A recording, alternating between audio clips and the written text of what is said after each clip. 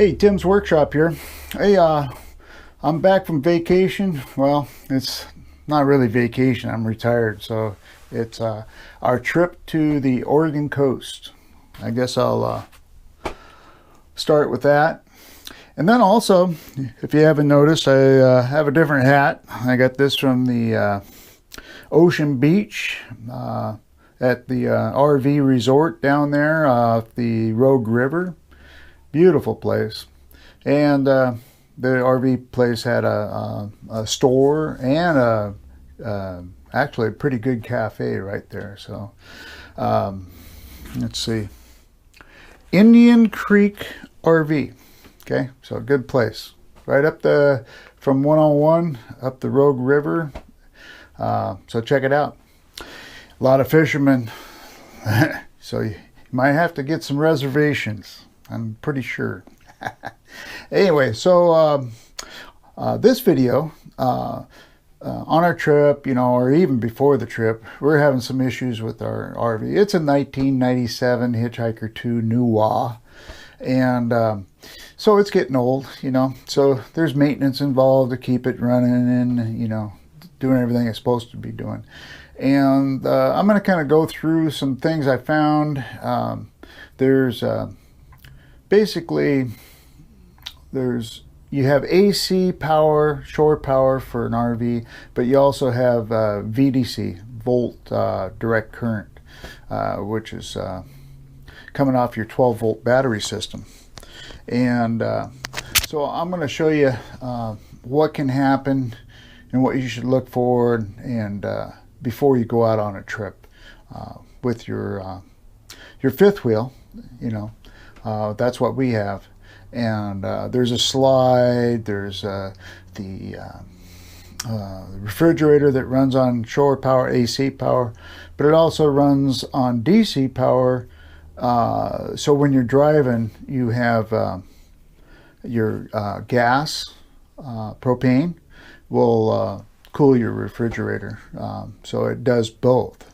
So it's kind of nice driving from destination to destination with your freezer and your ice box, refrigerator actually working all the time.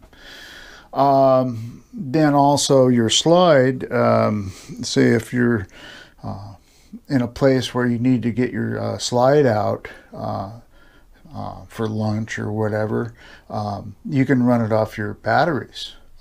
You don't have to be hooked up to power. So it's good to have all that stuff running, and I'll go through it and show you what I found so you can keep all that running. All right. So if you like the video, please subscribe and leave comments. Appreciate it. All my subscribers, I really appreciate you guys watch my videos. So thanks. So anyway, like I said, the trailer, the slide wasn't coming out on our trip, and the jack wasn't going up and down unless I had the AC power hooked up to the RV park. And I went, what the heck is going on, But as long as I had the AC power hooked up, although the slide, I had to manually, with the hydraulic pump it in and out, which was a real pain. And so I went, well, I'll just wait till I get home to research this and figure out what's going on. So I got my multimeter out and turned it on 20 volts. That way I could read my battery.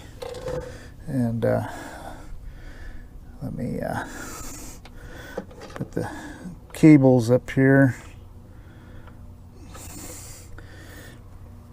Let's see, if I stick that one in like that. There we go. All right, get this back on here. And then touch this up here. Okay, so we got 12.28 volts which is a great, that's a good charge battery, you know. And as you saw, the converter was 13 something, you know, for the charging up there. That's only when the AC's on, AC power. And then that's supposed to trickle charge this battery. So the deal is when, before you go on your trip, I can actually put 2 batteries in here, and I got the extra cables, you know, and that way you got 24 volts coming out of 2 batteries that way.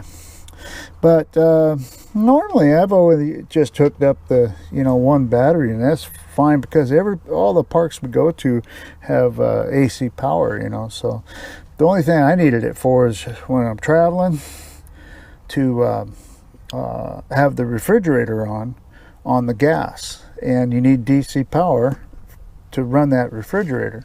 Well, it wasn't even working, so I had to throw some ice in the refrigerator and all that. So what the deal is these batteries, it won't even trickle charge once you get the AC power hooked up at the camp. It won't even charge a battery if the battery's like 10 volts or below. You have to have a fully charged battery to start with, and then your truck will trickle charge it as you're driving. Your converter will trickle charge it when you're hooked up to AC power, shore power. So that's the trick of the whole thing. And then if you have your second battery in here, it's going to last even longer because now you're using 24 volts. So I suggest that you make sure you run 2 batteries. They're fully charged before you start your trip, because once they drop down below 10 volts, they're not going to take a trickle charge. Not from your converter, not from your truck. It just ain't going to happen. All right, so it's kind of a learning lesson. I just wanted to share that with you guys.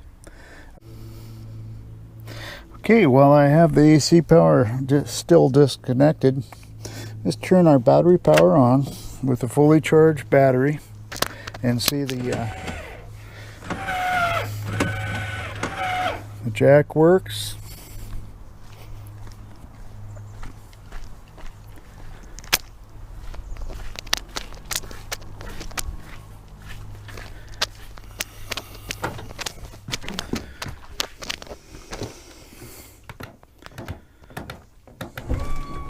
The slide works. Yep. So it works. And then the